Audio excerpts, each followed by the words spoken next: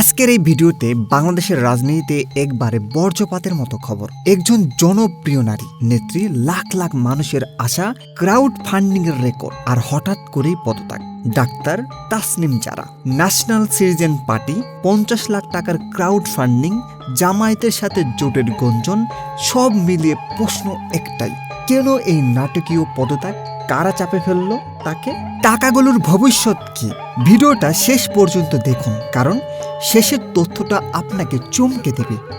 Like দিয়ে শুরু করুন, শেয়ার করুন আর সাবস্ক্রাইব করুন বিডিএস নিউজ এইচডি সত্য জানার জন্য।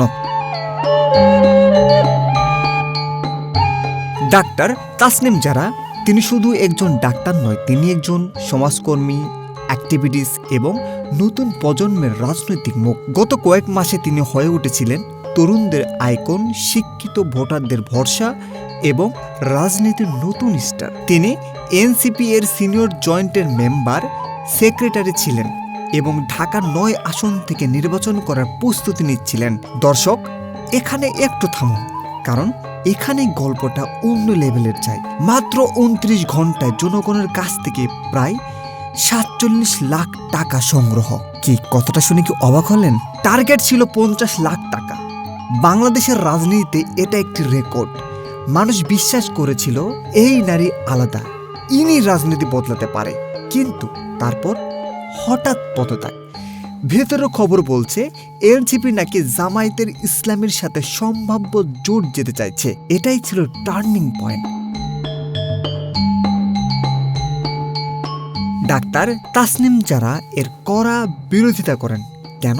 জামায়াতে নারী প্রার্থী দেয় না, লিবারেল প্রগতিশীল ভোটার হারানোর ঝুঁকি, নতুন দলের ভাবমূর্তি নষ্ট হওয়ার আশঙ্কা। একজন আধুনিক শিক্ষিত প্রগতিশীল নারী নেত্রীর জন্য এই জোট ছিল গ্রহণযোগ্য নয়। ফলাফল, তিনি দল ছাড়লেন, ঘোষণা দিলেন স্বতন্ত্র প্রার্থী হিসেবে লড়বেন। এটাই কি সাহস নাকি বড় ঝুঁকি? তাসনিম জারা একা নন। খবর অনুযায়ী তাসনুবা জাবিন সহ আরও কিছু নেতা অসন্তুষ্ট। মানে প্রশ্ন উঠেছে, এনসিপি কি ভেতর থেকে ভাঙছে? একটা নতুন দলের জন্য এটাই কিন্তু খুব বড় ধাক্কা। এখন সবার মনে প্রশ্ন, তিনি কি অন্য দলে যাচ্ছেন?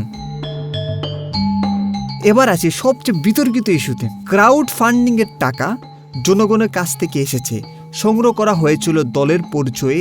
এখন তিনি দল ছেড়েছেন। তাহলে প্রশ্ন, টাকা কি ফেরত যাবে?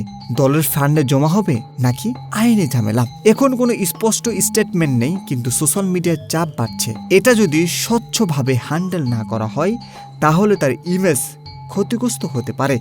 আমরা আশা করি তিনি পূর্ণ স্বচ্ছতা দেখাবেন।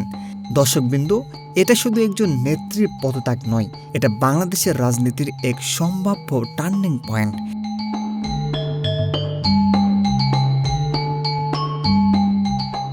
এখন আপনারা মতামত দিন, পদত্যাগ কি সঠিক সিদ্ধান্ত? 50 লাখ টাকার কি হওয়া উচিত? লাইক দিন, শেয়ার করুন আর সাবস্ক্রাইব করুন সত্য আর বিশ্লেষণ পেতে বিডিএস নিউজ এইচডি কে।